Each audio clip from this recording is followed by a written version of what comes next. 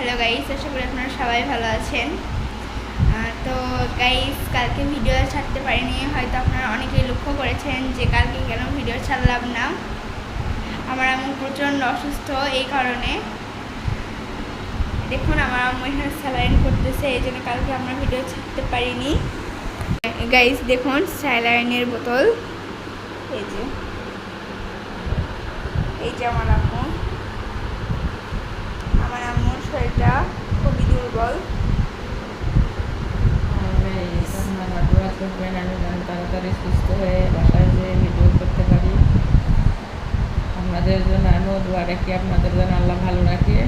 আমার জন্য দোয়া করবেন, আমি যেন তাড়াতাড়ি সুস্থ হই। গাইস, পৃথিবীতে আমার মা ছাড়া আমাদের আর কেউই নেই। এই দেখুন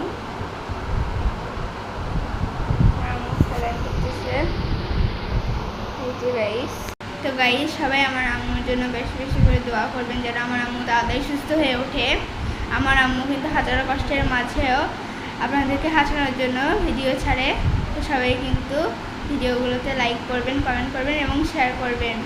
আমার আম্মু আজকে যদি তাড়াতাড়ি সুস্থ হয়ে ওঠে, তার যদি শরীরটা ভালো লাগে, তাহলে আম্মু বিকালে ভিডিও ছাড়বে।